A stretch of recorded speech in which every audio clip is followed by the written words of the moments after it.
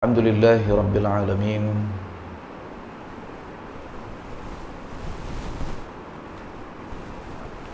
Wa usalli wa usallim ala sayyidina Muhammad wa ala alihi wa sahbihi ajma'in. Subhanaka la ilma lana illa ma 'allamtana innaka antal alimul hakim. Rabbi shrah li sadri wa yassir li amri wahlul 'uqdatam min lisani yafqahu qawli. Yang saya kasihi Tuan Imam, ahli jawatan kuasa surau, seterusnya tuan-tuan, perempuan muslimin dan muslimat yang dirahmati sekalian. Alhamdulillah, thumma alhamdulillah, syukur kehadrat Allah Subhanahu wa taala. Malam ni kita dapat bersama lagi untuk menyambung bacaan hadis-hadis Nabi sallallahu alaihi wasallam daripada kitab Fadail As-Sahabah, kelebihan keutamaan para sahabat radhiyallahu anhum ajma'in, yang dipetik daripada kitab Sahih Al-Bukhari. Dan malam ni kita sampai hadis yang ke-16. Muka surat berapa tuan ni? Muka surat 38. Muka surat 38 insya-Allah. Qala haddatsana 'Abdan qala akhbarana 'Abdullah 'an Yunus 'an az-Zuhri qala akhbarani Ibn al-Musayyab sami'a Aba Hurairah radhiyallahu anhu qala sami'tu an-nabiy sallallahu alaihi wasallam yaqul baina ana na'imun ra'aytuni 'ala qalibin 'alayha dalwun fanaza'tu minha ma sha'a Allah ثم أخذها ابن أبي قحافة فنزع بها ذنوبا أو ذنوبين وفي نزعه ضعف والله يغفر له ضعفه ثم استحالت غربا فأخذها ابن الخطاب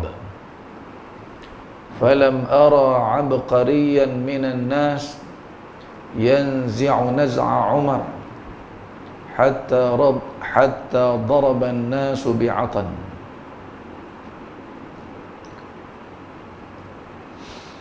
Daripada Abi Hurairah radhiyallahu anhu, aku mendengar Rasulullah sallallahu alaihi wasallam bersabda, ketika aku tidur, aku bermimpi melihat aku berada di sebuah telaga yang mempunyai baldi. Aku mencedok seberapa banyak air daripadanya.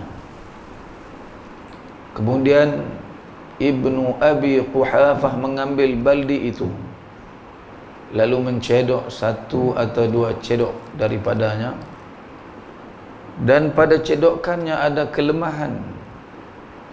Semoga Allah mengampuni kelemahannya. Kemudian baldi itu berubah menjadi baldi yang besar, lalu diambil oleh Ibnul Khattab. Aku tidak pernah melihat orang sehandal Umar mencedoknya, sehingga orang ramai memberhentikan unta-unta mereka di situ.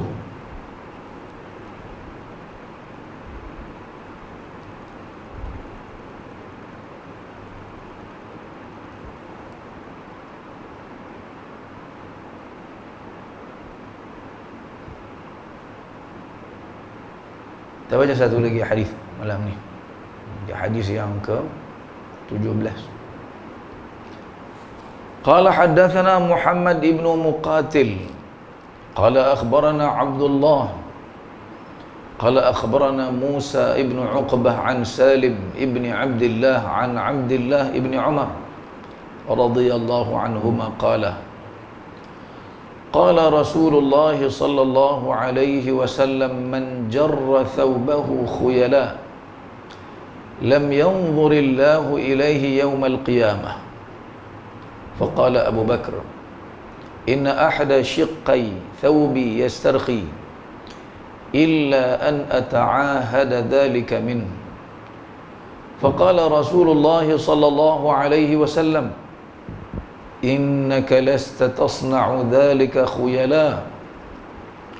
Qala Musa faqultu li Salim, adzakara Abdullah man jarrahu izarahu? Qala lam asma'hu dzakara illa thawbah. Daripada Abdullah bin Umar radhiyallahu anhumah, Rasulullah sallallahu alaihi wasallam bersabda, barang siapa yang menyeret bajunya dengan sombong, Allah tidak akan memandang kepadanya pada hari kiamat. Abu Bakar berkata, sebelah pakaianku ini terseret, kecuali jika aku menjaganya betul-betul. Rasulullah sallallahu alaihi wasallam bersabda, engkau bukanlah orang yang melakukannya dengan sombong. Musa berkata, aku berkata kepada Salim, adakah Abdullah menyebut sesiapa yang menyeret kain pelekatnya?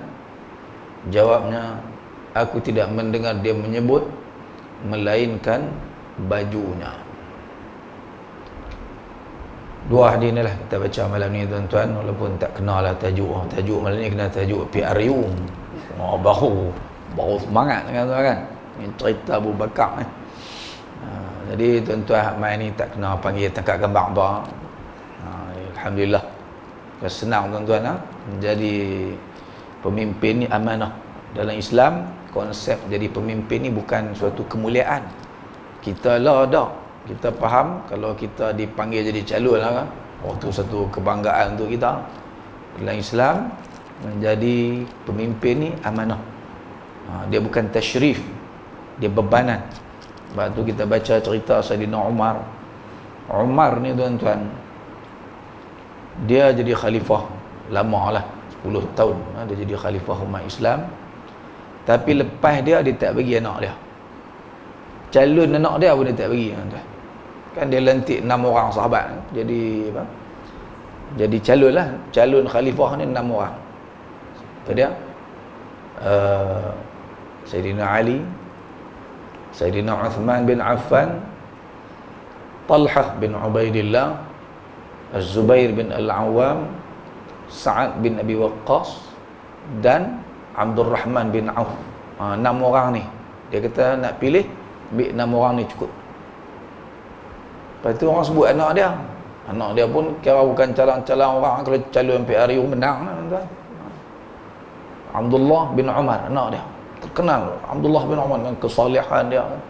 Dia kata anak aku ni takat kalau kata sama banyak bilangan sokongan tu, anak aku jadi murajjah, jadi apa?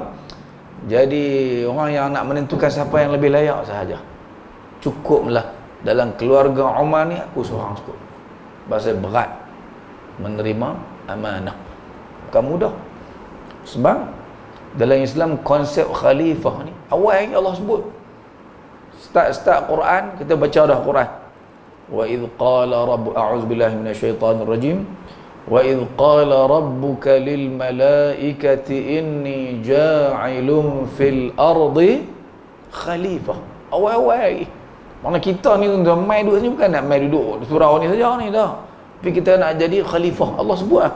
Abang awal-awal tujuan penciptaan aku nak buat manusia atas muka dunia tu, Allah abang kat malaikat nak jadi khalifah. Para ulama tuan-tuan tafsirkan ayat ini, makna khalifah tersebut bukan macam orang belah utara kita tafsir. Orang utara ni bila sebut khalifah, dia kata tu khalifah baca tahlil, boleh kes sangat kita. Mana hidup kita ni nak main menjadi khalifah baca Yasin, baca tahlil dah. Khalifah ni makna dia ialah fi, ni betul-betul boleh rujuk dalam tafsir Tabari, tafsir Ibnu Kathir ke, tafsir Qurtubi ke, sebut khalifah ni dengan makna fi imda'i ahkamirihi wa awamirih. Khalifah tu dengan makna orang yang akan bertanggungjawab melaksanakan segala hukum hakam dan titah perintah Allah Subhanahu wa taala. Orang nak pergi jadi atas dunia tu, orang manusia makhluk ni yang dia hidup ni tak kira dia jadi apa pun, dia mesti fikir nak melaksanakan segala hukum hakam Allah, titah perintah Allah Subhanahu wa taala. Duduk di atas, cara duduk di atas. Duduk di bawah, cara duduk di bawah. Tukang pangkah ni, cara tukang pangkah di bawah. Tapi matlamat dia, fi imda'i ahkamihi wa awamirih.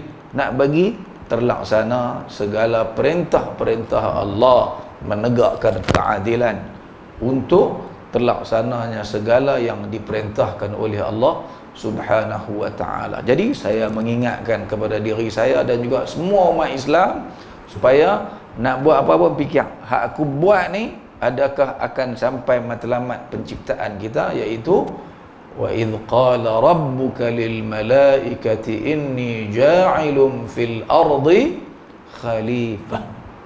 Wallahu ta'ala a'lam. Sikitlah nak abang kat tuan-tuan, tu cukuplah kot no. Lah kita nak tengok hadis ni tuan-tuan.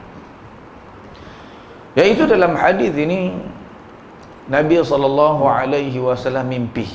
Cerita daripada Abu Hurairah yang diceritakan sebelum tu oleh menantu dia, Sa'id bin Al-Musayyab. Dalam hadis yang tuan-tuan dengar nama ni, menantu Abu Hurairah. Sebab tu banyak hadis ni daripada Sa'id bin Musayyab daripada Abu Hurairah, menantu dia. Dia ambil menantu pun orang baik-baik, orang salih-salih, Abu Hurairah radhiyallahu anhu. Jadi Abu Hurairah dia kata, aku dengar kali Nabi cerita kat kami. Nabi cerita apa? Nabi cerita bahawa Nabi mimpi. Dalam tidur Nabi SAW bermimpi. Nabi nampak apa dalam mimpi tersebut? Nabi nampak seolah-olah pada ketika itu Nabi duduk dekat satu kawasan telaga air, dan Nabi duduk tengah cedok air. Ada baldi, Nabi duduk cedok orang bagi minum air tersebut. Maknanya apa tuan-tuan? Nabi SAW bagi kepada manusia ni sesuatu yang sangat penting dalam hidup manusia, iaitu air. Kita kalau tak ada air, boleh minum, boleh hidup? Tak boleh hidup. Jadi sebab itulah bila sebut Islam, kita sebut asy-syari'ah al-islamiyah. Syariat tu, perkataan syariat dalam bahasa Arab ni makna dia manba'ul ma, sumber air. Sebab tu kita panggil syariat Islam tu. Makna Islam ni dipadankan dengan perkataan air. Sesuatu yang penting. Segala hukum hakam yang Allah Subhanahu wa ta'ala syariatkan dalam agama kita ni seumpama air. Kalau tak ada air tu, manusia tak boleh hidup. Kita ambil contoh satu cukup lah tuan-tuan. Kita ni menyegan-menyegan orang Melayu, orang Islam, kita akan bayar Jumaat dia pi ya. Kalau sampai tak ada dalam agama kita ni syariat sembahyang Jumaat, tuan-tuan bayangkan nak jadi macam mana masyarakat kita. Tang mana kita nak tegur masyarakat. Dalam sembahyang Jumaat tu ada khutbah. Khutbah ni apa dia? Khutbah ni ceramah lah. Peringatan supaya bertakwa kepada Allah, supaya jangan leka, jangan lalai. Kadang-kadang kita tegur isu-isu berkaitan dengan rumah tangga, supaya suami kena bertanggungjawab kepada anak-anak, kepada isteri, supaya suami berbuat baik kepada isteri, supaya suami kena ambil tanggungjawab dalam rumah tangga, kena didik anak-anak dengan baik. Ni main mana tu? Kalau tak ada khutbah Jumaat lah, sampai tak ada langsung syariat sembahyang Jumaat, nak tegur ke mana? Jadi sebab tu syariat Islam ni diatur satu persatu. Habis tak ada sembahyang Jumaat tu tuan-tuan, kita dengar sedikit peringatan daripada khatib. Sebab tu tidak boleh kita bila dipertanggungjawabkan untuk menyampaikan khutbah ni sekadar niat kita baca apa habis cukup. Nak jadi apa tak tu besar tu. Khutbah Jumaat ni nak peringat masyarakat supaya ingat kepada Allah Subhanahu wa ta'ala. Besar peranan khutbah Jumaat ni kan. Lagi baik lagi tiap-tiap kali mai jumpa, hari-hari 5 kali sehari duk jumpa, itu pun penting untuk nak menguatkan hubungan antara sesama umat Islam. Allah atur ni maghrib, isya, semua ni cukup elok ni. Tak ada benda yang tidak elok melainkan yang ada dalam Islam sahaja. Lah ni saya tengok baru ni dalam TV ya, tajuk diat. Sekarang ni negara kita sedang ke arah nak melaksanakan, nak memasukkan pelaksanaan hukum diat dalam kes-kes yang melibatkan kematian, pembunuhan, aksiden. Dulu orang tak mau dengar dulu. Tajuk ni masuk ya politik dia kata. Dah alhamdulillah ada sedikit keterbukaan dah. Tahun lepas, mulai tahun lepas dalam sukatan pelajaran di Kementerian Pelajaran, budak-budak tingkatan 5 dah mula mempelajari tajuk hukum jenayah Islam. Dulu tak ada. Zaman saya, ingat zaman saya sekolah menengah dulu, mengaji ni daripada tingkatan 1 sampai tingkatan 5 tu kita hanya habis dekat munakahat, dekat perkahwinan sahaja. Hak jinayah tak masuk tu.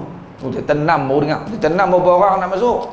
Tapi perkembangan baik hari ni dah start masuk dah. Dah masuk dah hukum hakam jenayah dan juga faraid. Kalau dulu tak ada.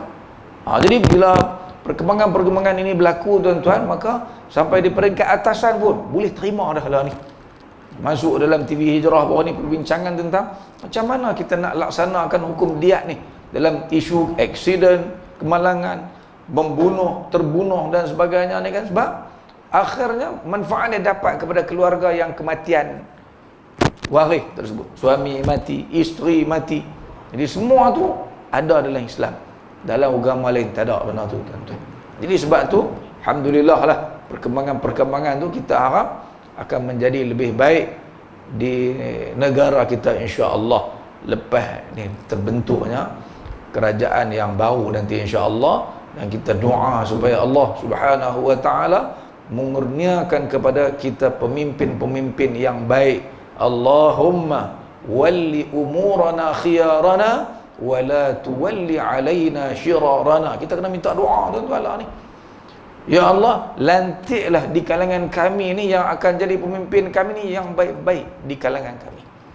Kalau kita nak jahat, semua tak mahu kan. Jadi kita kena doa dan kita kena minta sungguh-sungguh ke Allah supaya Allah lantik di kalangan kita ni orang-orang yang baik-baik. Wala tuwalli alaina, jangan duk lantik hak jahat. Wala tuwalli alaina shirarana, taulah jahat, jangan duk bagi undi kita di sana. Sebab apa? Sekali lagi kita juga yang akan terima buah dia. Buah elok ke buah tak baik kan, elok tak elok, salah satunya usaha yang kita kena buat. Mintalah kepada Allah Subhanahu wa taala sungguh-sungguh. Dan kita tahu tuan-tuan, hak kita pi pangkah tu, kalau baik pahala boleh kat kita, kalau tak baik kita dapat dosa. Moga-moga Allah pandu kita semua ke arah kebaikan insya-Allah. Jadi tuan-tuan, Nabi SAW mimpi duduk tengah cedok ayak. Nabi tu, aku duduk cedok orang bagi minum ayak. Bagi Islam lah tu. Bagi Islam ni ibarat ayak. Duduk bagi orang minum ayak. Tiba-tiba kata Nabi SAW, tiba-tiba Ibnu Abi Quhafah. Ni nama Sayyidina Abu Bakar As-Siddiq radhiyallahu anhu. Nama dia Uthman. Ayah dia nama Uthman. Abi Quhafah tersebut. Nama dia Abdullah. Abu Bakar Abu Bakar ambil kat aku baldi tersebut. Lalu dia pula cedok. Dia pula kerja duk cedok ayak tu bagi orang minum. Cedok. Tapi dia cedok tak banyak. Dia cedok ni fanaza'a biha dhanuban aw dhanubain. Satu baldi ke dua baldi gitu ya, kata Nabi SAW. Dia cedok bagi orang minum. Wa fi naz'ihi dha'fun. Pada cedokan dia tu, dia duduk cedok nak bagi orang minum ayak tu, nampak lemah, letih, nampak. Moga-moga Allah Subhanahu wa taala mengampuni kelemahannya. Sebab apa tuan-tuan? Sebab dalam sejarah bila kita baca Sayyidina Abu Bakar As-Siddiq radhiyallahu anhu ni, zaman dia memerintah, Islam tidak tersebar macam zaman Sayyidina Umar lepas dia nanti. Kenapa? Sebab sebelum Nabi SAW wafat lagi, telah muncul satu golongan yang mengaku menjadi nabi palsu. Musailimah Al-Kadzab, Tulaihah Al-Usdi, Malik bin Nuwairah, untuk mau bayar zakat ni lepas Nabi wafat. Jadi zaman ni semua berlaku, tuan-tuan, kecelaruan pemerintah ni berlaku di zaman Sayyidina Abu Bakar As-Siddiq radhiyallahu anhu. Jadi oleh kerana itulah Nabi SAW mendoakan Allah bagi keampunan kepada dia, sebab bukan dia sendiri tak mau bagi orang masuk Islam, tetapi suasana politik pada ketika itu gawat di negara Islam pada waktu tersebut. Sebab apa? Sebab ni ada beberapa isu yang berlaku dalam negara yang menyebabkan mana dan nak pergi sebang Islam keluar daripada Jazirah Arabiyah.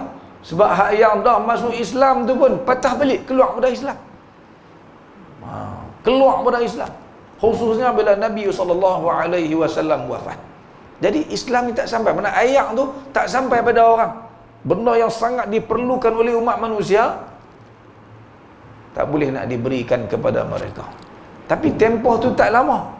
Tadi tanilah tuan-tuan yang hadis ni disebutkan dalam bab kelebihan Abu Bakar As-Siddiq ni, sebab yang ambil tugasan menyampaikan Islam daripada tangan Nabi SAW tu, Nabi sebut tu ialah Abu Bakar. Dan apa yang dimimpikan oleh Nabi SAW tersebut benar-benar terjadi. Siapa yang dilantik menjadi khalifah umat Islam setelah Nabi wafat? Macam Nabi, mimpi Nabi lah, iaitu Abu Bakar As-Siddiq radhiyallahu anhu. Dan benar lagi mimpi Nabi SAW ni dari sudut mana? Tak lama. Satu kali, satu cebok, dua cebok, mana? Setahun, 2 tahun. Dia pemerintah tuan-tuan bila Nabi wafat. Bulan Rabiul Awal tahun yang ke-11, tahun ke-13 Abu Bakar pun meninggal dunia, dan seterusnya diambil oleh Sayyidina Umar bin Al-Khattab radhiyallahu anhu, yang memerintah lama lah, 10 tahun pemerintahan Sayyidina Umar bin Al-Khattab radhiyallahu anhu wa ardah. Jadi sikit saya cerita kat tuan-tuan antara kisah-kisah dia. 3 orang lah musuh besar zaman Sayyidina Abu Bakar ni. Satu, Tulaihah, mengaku jadi Nabi. 2, ni daripada kabilah Bani Asad, Tulaihah Al-Usdi. Yang kedua, Malik bin Nuwairah. Malik bin Nuwairah ni dia tak sampai mengaku jadi Nabi lah, cuma tak mau bayar zakat. Kemudian yang ketiganya ialah Musailimah Al-Kadzab daripada Bani Hanifah. Jadi ini semua adalah musuh-musuh yang masuk Islam ni tuan-tuan. Mereka ni di zaman dipanggil tahun Amul Wufud, tahun delegasi, tahun orang pakat ramai-ramai masuk Islam. Idza jaa nasrullahi wal fath wa ra'aita an-nasa yadkhuluna fi dinillahi afwaja.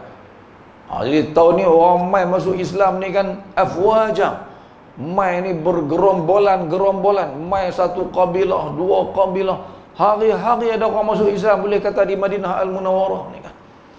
Jadi pada ketika itu kabilah Musailimah ni, kabilah Musailimah ni daripada kabilah Bani Hanifah, antara orang-orang Arab daripada Najd yang sangat ramai, 40,000 lebih dia punya kabilah ni pakat masuk Islam beramai-ramai. Tulaihah ni Bani Asad pun masuk Islam juga. Dah tengok semua orang masuk Islam, tapi tak semua yang datang memeluk Islam tu masuk Islam dengan ikhlas. Sebahagian daripada mereka masuk tu kerana apa? Tengok kekuatan politik berada pada Islam, jadi mereka pun masuk juga untuk dapat manfaat Islam.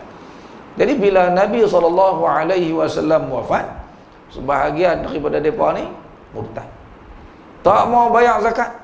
Tulaihah ni tuan-tuan, sejarah dia ni salah seorang Tok Bomo, dia panggil kahin. Tok Bomo bukan Tok Bomo berubat muih-muih bagi lega ni dah. Dia Tok Bomo yang bukan takat boleh bagi lega, dia boleh habaq nak jadi apa tahun depan. Kita tak tahulah ada ke tak jenis lagu tu kan. Jenis boleh habaq ni, siapa nak menang 19 hari bulan ni dia boleh teka dah ni, dah habaq. Ni nama apa? Tulaihah Al-Usdi. Jadi dia masuk Islam juga. Tapi Tok Bomo ni bukan dia nak berhenti lagu tu kan, dia berubat sebab tu kan lah. Sehinggalah bila Nabi sakit, masa Nabi sakit ni tuan-tuan, dia duduk nampak dan Nabi tak lama tak ada. Masa ni tuan-tuan, dia isytihar dia juga sebagai Nabi. Dia mengaku dia Nabi. Bila dia mengaku dia jadi Nabi tuan-tuan, ada satu lagi, dia ni bukan takat Tok Bomo boleh tengok nampak muka layak dia juga adalah penyair. Penyair, antara orang yang dihormati dalam masyarakat dia. Sebelum zaman mereka masuk Islam, dia dah terlibat memerangi umat Islam ni dalam selepas perang Uhud. Perang Uhud kan umat Islam kalah. 3 bulan lepas umat Islam kalah, dia dah kumpul bala tentera untuk serang umat Islam. Tapi bila Nabi dapat tahu, Nabi awal-awal pergi serang mereka. Kemudian perang Ahzab tahun ke-5 Hijrah, sekali lagi dia bergabung dengan tentera Ahzab untuk serang umat Islam di Madinah Al-Munawwarah. Tapi mereka kalah. Sebab Allah bantu dalam umat Islam dalam peperangan Ahzab, mereka kalah. Mereka tak boleh nak lintah parit besar yang dibina oleh Nabi dan juga para sahabat radhiyallahu anhum ajma'in. Sehinggalah bila masuk tahun yang sekali lagi masa Khaybar, dalam perjalanan nak pergi Khaybar tu mereka serang umat Islam, tapi Nabi berjaya cegah mereka, lari mereka. Kemudian bila masuk tahun ke-9, 9, 10 tu mereka baru masuk Islam. Tapi bila Nabi wafat, dia mengaku jadi Nabi. Jadi bila dia masuk Islam tuan-tuan, Nabi SAW wafat, dia mengaku jadi Nabi. Antara teknik dia nak bagi orang suka kat dia pada ketika tu diangkat jadi ketua kabilah tersebut. Bila Abu Bakar As-Siddiq hantar orang kutip zakat. Zakat ni ialah hak negara. Negara boleh pergi ambil al-amwal al-zahirah, harta-harta yang nampak, unta, kuda ni kan, unta, lembu, kebau ni, kambing ni boleh pergi ambil balik. Pasal apa? Ni hak orang miskin. Jadi bila ambil tuan-tuan, dia ambil harta-harta tersebut, dia halau utusan Sayyidina Abu Bakar As-Siddiq, dia pulangkan balik harta tu kepada tuan-tuan dia. Seronoklah mereka tu. Pakak sokong dia balik. Lepas tu Semayang ni dia kata susah. Dia kata semayang ni Allah Ta'ala bukan nak suruh kita menyembah dia sampai berdebu-debu muka kita, dan cara kita duduk sujud tonggeng tu dia kata huduh tak elok. Jadi kabilah dia tuan-tuan mengisytiharkan semayang juga, tapi semayang dia tak ada rukuk, tak ada sujud. Pasal apa? Bila sujud kita sujud daripada pasang debu habis, tak ada semayang dia tak perlu susah-susah sampai lagu tu. Diri lah, bayang diri tu bagi salam cukup macam bayang mayat ya. Jadi dipermudahkan beberapa perkara dalam agama dia, sehingga beberapa kabilah-kabilah yang berdekatan, Qatafan, kabilah Tai, pakak sokong dia, sehinggalah Abu Bakar As-Siddiq radhiyallahu anhu melantik Sayyidina Khalid bin Al-Walid untuk memerangi Tulaihah Al-Asdi ni. Ni Tulaihah yang telah pun memerangi umat Islam pada ketika itu. Jadi ini semua jasa Sayyidina Abu Bakar As-Siddiq radhiyallahu anhu memerangi golongan-golongan ni. Walaupun kita baca hadis ni kita nampak Abu Bakar ni lemah, Abu Bakar pasal apa? Sebabnya ialah pada ketika itu suasana yang ada tidak membenarkan, tidak memungkinkan Abu Bakar untuk menyebarkan ajaran Islam. Tetapi tuan-tuan cuba perhati di ujung kata-kata Nabi SAW. Kemudian Nabi kata thumma, kemudian kata Nabi SAW, istahalat gharban. Baldi tadi ni daripada kecil tu tiba-tiba istahalat, mana berubah, bertukar menjadi gharban. Dhanub menjadi gharb. Bahasa Arab gharban ni menjadi baldi yang besar. Kalau baldi kecil ni besar tu orang cedok, dia berubah jadi besar. Berubah jadi besar tu di zaman siapa dia? Di zaman Sayyidina Abu Bakar lagi. Menandakan apa? Itulah kejayaan Abu Bakar As-Siddiq radhiyallahu anhu menundukkan 3 puak ni. Nabi palsu, orang-orang murtad, dan juga golongan yang enggan membayar zakat kepada negara Islam. Zaman dia, usaha dia walaupun pendek, walaupun hanya 2 tahun, tapi menyebabkan baldi itu berubah, bertukar menjadi besar di zaman dia. Barulah kemudiannya Sayyidina Umar mai ambil. Baldi tu dah jadi besar dah. Lepas tu bila Sayyidina Umar ambil, kata Nabi SAW, falam ara abqariyan, aku tidak pernah lihat, kata Nabi SAW, orang yang sehandal. Abqari ini ada beberapa makna. Antara makna dia ialah bijak. Kalau kita lah tak ada, saya duk tengok orang pun nama anak-anak dia apa nama? Muhammad Abqari. Abqari itu dengan makna bijak, hebat, gagah, perkasa. Itu antara makna-makna yang boleh diberikan kepada perkataan Abqari. Aku tidak pernah tengok orang sehandal, sehebat Umar yang mencedok air seperti cedokan Sayyidina Umar bin Al-Khattab radhiyallahu anhu. Betul lah, zaman Sayyidina Umar ni tuan-tuan, kira ayat ni iaitu Islam, isi dalam bekas besar tadi ni ialah Islam. Islam ni memang tersebar seluas-luasnya di zaman Sayyidina Umar bin Al-Khattab radhiyallahu anhu. Habis kerajaan Kisra jatuh ke tangan umat Islam di zaman Sayyidina Umar. Rom sebahagian, khususnya yang berada di tanah-tanah Arab, di Syam, di Palestin hari ini, di Jordan, di Lubnan, semua tu masuk Islam di zaman Sayyidina Umar bin Al-Khattab radhiyallahu anhu. Sampai Afrika. Afrika tu Mesir lah. Mesir adalah negara di benua Afrika. Mesir pun jatuh ke tangan umat Islam di zaman Sayyidina Umar. Pakak masuk Islam berpusu-pusu orang Qibti yang ada di sana. Semua tu berlaku di zaman Umar. Lepas tu Nabi kata, aku tak pernah tengok orang sehandal Umar yang mencedok ayak ni bagi kepada orang-orang minum. Sehingga kan Nabi gambarkan orang ni berpusu-pusu masuk Islam, sehingga orang ramai ni pakak berhenti unta. Unta nak minum ayak, pakak pergi cari ayak sana, pergi cari ayak ni, dah lah tak mai, pakak mai duduk tang telaga yang dicedok oleh Sayyidina Umar tu, berhenti tang tu, pakak minum ayak yang diberikan oleh Sayyidina Umar bin Al-Khattab radhiyallahu anhu wa ardah. Jadi dalam hadis ni ada dua-dua lah. Kelebihan Sayyidina Abu Bakar pun ada, kelebihan Sayyidina Umar bin Al-Khattab radhiyallahu anhu pun ada, tuan-tuan. Dan saya buat kesimpulan sikit. Yang pertama, ialah hadis ini menunjukkan kebenaran mimpi Rasulullah sallallahu alaihi wasallam. Benar, dia mimpi Nabi ni mimpi yang betul, mimpi yang benar. Kerana betul Nabi sebut, lepas Nabi nanti siapa jadi khalifah? Abu Bakar As-Siddiq radhiyallahu anhu. Lepas Abu Bakar siapa dia? Umar radhiyallahu anhu. Dan yang dibayangkan dalam mimpi Nabi SAW tersebut biji macam yang dinampakkan oleh Allah Ta'ala. Pemerintahan Abu Bakar tak lama, tapi zaman tersebarnya Islam betul-betul ini ialah di zaman Sayyidina Umar bin Al-Khattab radhiyallahu anhu wa ardah.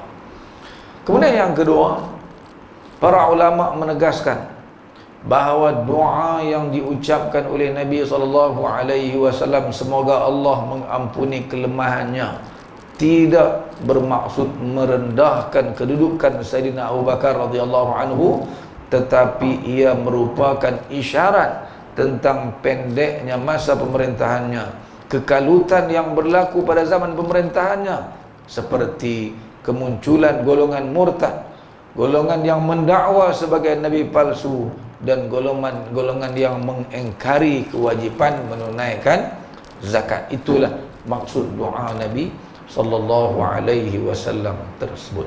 Okey. Hadis yang kedua. Hadis yang kedua tadi kita baca, iaitu ni bukan mimpi. Nabi sallallahu alaihi wasallam bersabda, Nabi kata kepada semua para sahabat, nak bagi sampai kepada kita semua yang ada hari ini, Nabi kata, siapa yang pakai baju, thawb di sini dengan makna jubah. Thawb ni dengan makna jubah. Bawang Arab pakai jubah. Jadi siapa yang pakai baju labuh sampai meleret ke tanah dengan khuyala. Khuyala ni maknanya dengan niat nak berbangga diri. Dulu zaman ni tuan-tuan, kain-kain apa ni bukan senang nak dapat. Susah, tak macam dengan kita pada hari ni. Jadi orang dulu-dulu pada zaman ini, antara syiar orang-orang kaya-kaya, orang besar-besar, gambaran kekayaan mereka, nak tunjuk kata kaya ni. Dia memang macam tu, zaman mana pun dia nak tunjuk dia boleh ni. Zaman tu cara mereka ialah, kalau geng hak pakai baju sampai meleret tu, berkena tanah tu, tu tanda kemewahan dan kemegahan. Jadi kalau ada siapa buat lagu tu dengan niat untuk nak menunjuk-nunjuk, nak berbangga diri, esok di hari akhirat kelak Allah Subhanahu wa taala tak akan pandang wajah dia. Allah tak akan melihat dia, yakni tidak akan melihat dia dengan pandangan rahmat. Pasal apa? Dia sombong masa dia hidup atas muka dunia dulu ni. Nabi pesan lagu tu kepada para sahabat radhiyallahu anhum ajma'in. Tiba-tiba Abu Bakar As-Siddiq radhiyallahu anhu kata kat Nabi. Abu Bakar ni tuan-tuan, dari sudut fizikal dia orang yang badan dia kurus. Dia bukan jenis badan macam Sayyidina Abu Umar, bukan macam Sayyidina Al-Abbas, bukan macam Khalid bin Al-Walid. Dia orang yang kalau tengok ni, orang yang kurus ya badan dia, tapi segak. Kurus tetapi dipanggil di zaman jahiliah dengan Atiq. Atiq ni orang yang segak. Dia segak. Abu Bakar As-Siddiq radhiyallahu anhu. Dan tuan-tuan tahu, antara ulama zaman kita pada hari ni lah, walaupun telah pun meninggal dunia, yang kita boleh baca tulisan dia, yang keturunan dia ni bersambung sampai Abu Bakar As-Siddiq, ialah penulis kitab Fadailul A'mal. Orang tabligh duk baca tu kan, di surau saya pun saya baca tu buku Fadailul A'mal tu. Syekh Muhammad bin Zakaria Al-Kandahlawi tu ialah keturunan dia, ialah keturunan Sayyidina Abu Bakar. Walaupun kita tengok buku ni dia mana mai, baik tuan-tuan, keturunan dia ialah keturunan daripada Sayyidina Abu Bakar As-Siddiq radhiyallahu anhu. Maulana Asri Yusuf pernah jumpa dia. Tua dah dia kata pada ketika itu ni kan. Mengajak pun sampai orang kena usuh lah. Tapi alim bukan main. Yang kata Syekh Maulana Muhammad bin Zakaria Al-Kandahlawi tersebut, orang alim besar di India tu, yang dipanggil sebagai ada istilah dia terlupa pula dah tuan-tuan, mengajak Bukhari. Orang mengajak di sana, mengajak kitab Sahih Al-Bukhari ni, kira ulama-ulama yang diiktiraf semua keilmuan dia. Dan dia ni tuan-tuan, antara kelebihan dia merupakan pengarang kepada syarah kitab Muwatta Imam Malik rahimahullahu ta'ala. Orang duk tengok kita tu buat lebih korang, itu besar tu tuan-tuan jasa dia kepada umat Islam. Jadi bacalah kitab tersebut. Takat hadis dhaif ni tuan-tuan, kitab mana pun ada dan Islam bukan menolak hadis dhaif.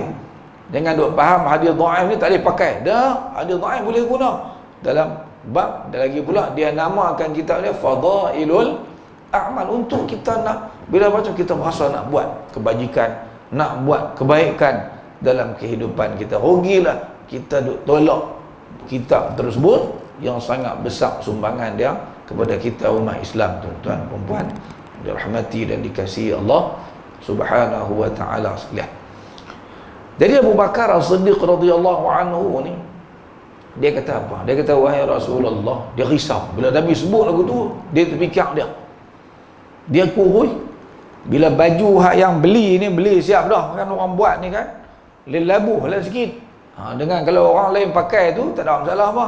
Tapi dia ni, dia kata baju dia ni, kalau aku biar jalan biasa lagu tu, memang kena tanah lah wahai Rasulullah. Ada kalanya kena tanah. Jadi sehingga aku terpaksa pegang. Kena pegang ni tak boleh lepas. Barulah tak kena tanah. Macam mana dia kata kat Nabi?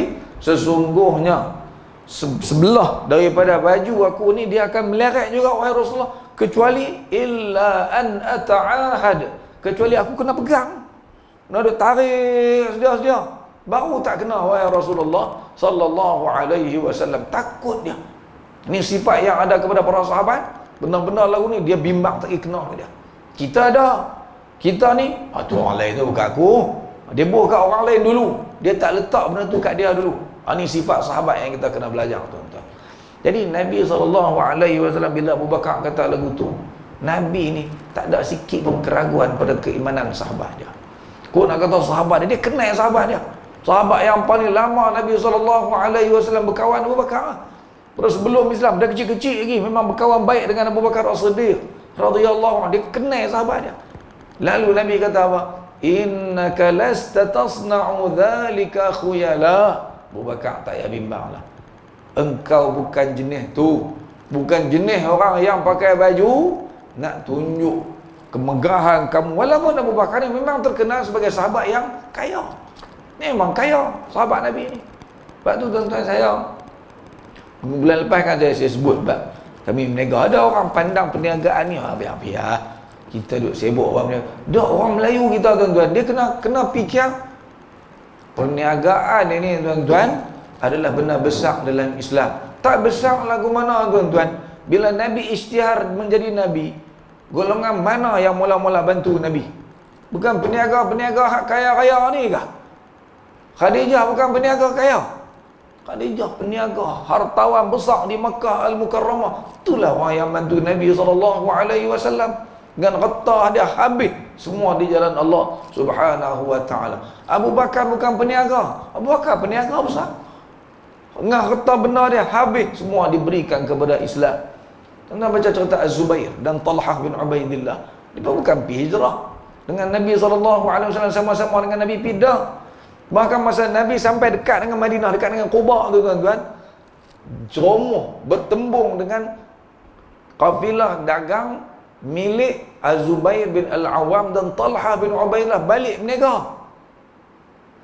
Mereka dua ni lah yang tukarkan pakaian Nabi dan Abu Bakar, bagi baju hak baru, hak elok untuk masuk ke Madinah Al-Munawwarah. Maknanya Az-Zubair ni seorang peniaga. Malah sahabat-sahabat Nabi ni adalah tokoh-tokoh besar yang membantu Nabi SAW. Abdul Rahman bin Auf ceritalah. Semua orang tahu kata dia peniaga besar, kaya-kaya, tolong Islam. Uthman bin Affan, siapa tak kenal dia? Banyak mana dia bantu tentera Jaishul Usrah, perang Tabuk. Sampai Nabi SAW bila pegang duit-duit, dinar, dirham yang disumbangkan oleh Sayyidina Uthman, Nabi kata apa? Ma darra Uthman ma amila ba'dal yawm. Uthman ni oleh kerana sumbangan dia yang sangat besar ni, dia buat apa pun tak akan mudarat dia lagi dah. Dia mesti masuk syurga Allah Subhanahu wa ta'ala. Tiba-tiba kita pandang nega ni benda yang tak patut kita buat, nampak lemah. Sepatutnya kita kena letak di hadapan perkara tersebut. Bahkan Nabi SAW sampai Madinah, Nabi asaskan pasar sebelah dengan Masjid Nabawi tersebut. Mana orang Islam kena fikir soal itu sebagai soal besar dalam kehidupan mereka. Kalau tidak, nanti kita nak harap siapa tolong kita. Nak buat apa? Fikir siapa nak sumbang. Dia fikir tu ya kan. Kita tak fikir untuk kita berdiri sendiri. Jadi pengakuan Nabi SAW dalam hadis ini, bila Abu Bakar mengadu perihal keadaan dia tersebut, menunjukkan kepercayaan Nabi SAW bahawa sahabat besar dia ni iaitu Abu Bakar As-Siddiq bukan jenis orang yang nak menunjuk-nunjuk, nak riak, nak sombong atas muka dunia ni dengan pakaian dia. Dia bukan jenis orang yang seumpama itu.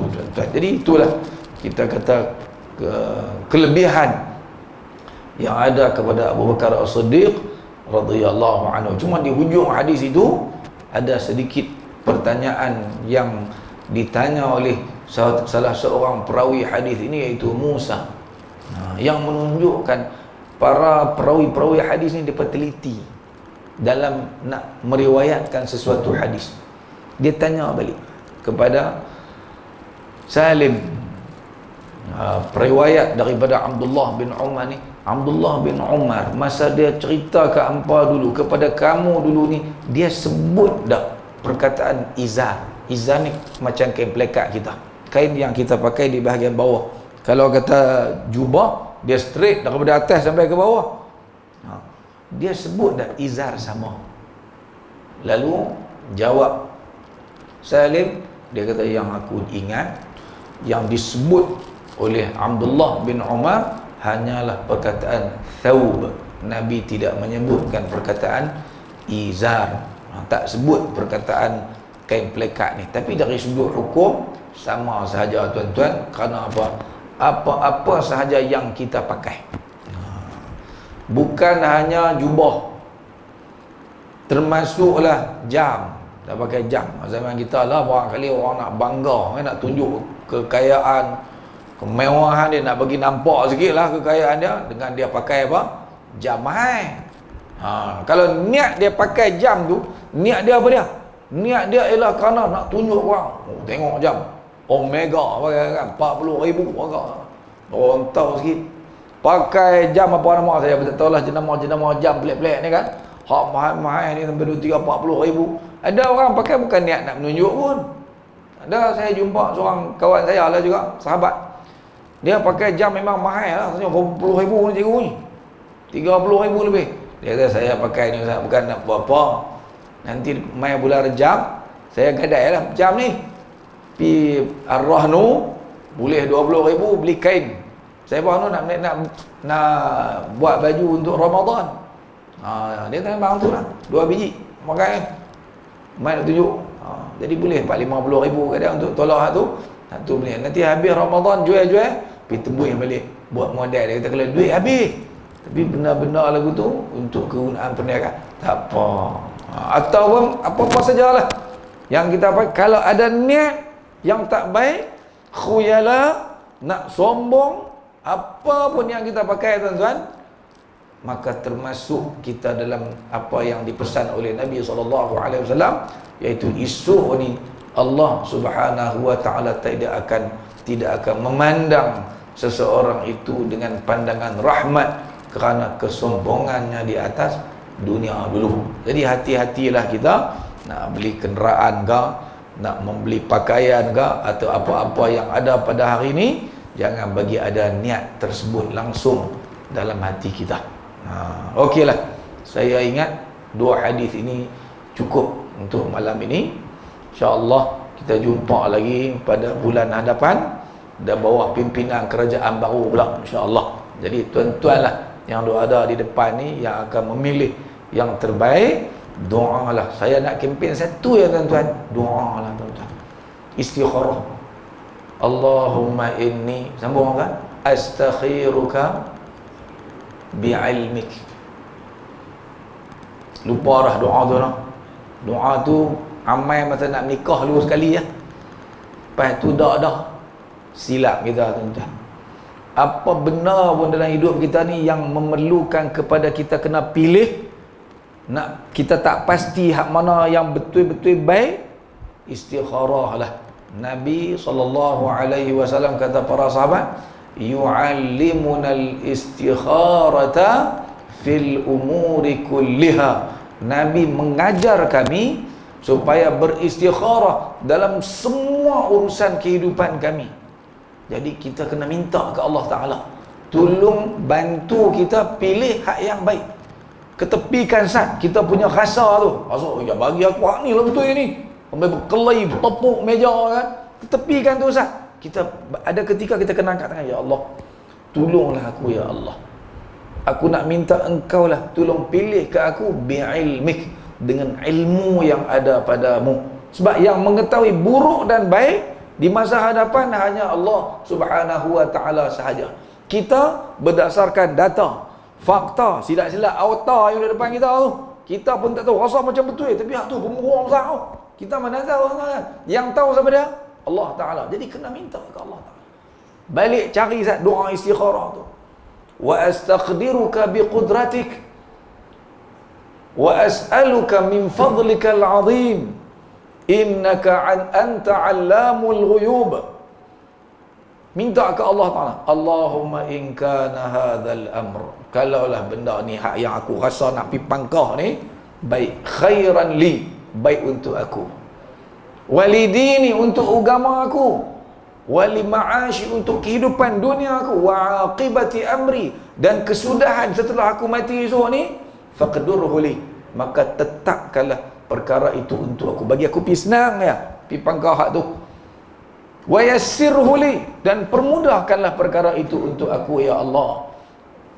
Wa in kana hadzal amr syarran li, kalau benda tu tak baik untuk aku, untuk agama aku, untuk kehidupan dunia aku, untuk akhirat aku esok ya Allah, fasrifhu anni, jauhkan perkara itu daripada aku, wasrifni anhu, dan jauhkan dia daripada aku daripada dia, dia daripada aku, biar tak bertemu, biar tak jadi. Kalau aku pangkah juga biar salah, pangkah-pangkah terlajak kan, dan benda tu tak elok, biar rosak. Kalau kita kalau betul terlajak pula kan, jahanam biar jahanam tak buat daripada kita buat benda yang tak betul, tuan kan. Maka jauhkanlah dia daripada aku, fasrifhu anni wasrifni anhu. Thumma, pada lagi tolong sambung kan. Kemudian tetapkanlah kepada aku yang paling baik, waraddini bih, dan bagi aku redha dengan ketentuanmu itu ya Allah. Tu doa istikharah yang sangat besar kebaikan dia dalam kehidupan kita ini tuan-tuan. Saya nak kempen hak tu lah tuan-tuan kan. Boleh kot no kan. Kempen supaya sebelum pi tu, malam tu 18 hari bulan, ingat ni 18 hari bulan, istikharah dulu, minta sungguh-sungguh ke Allah Subhanahu wa taala, biar aku buat ni dapat pahala, bukan dapat dosa, dan tinggalkan perbalahan sesama kita semua insya-Allah. Jadi sekadar itu kuliah malam ni dan sedikit kempen saat ni. Aqulu qawli hadha wa astaghfirullahal azim li wa lakum wa lisairil muslimin wal muslimat walhamdulillahi rabbil alamin.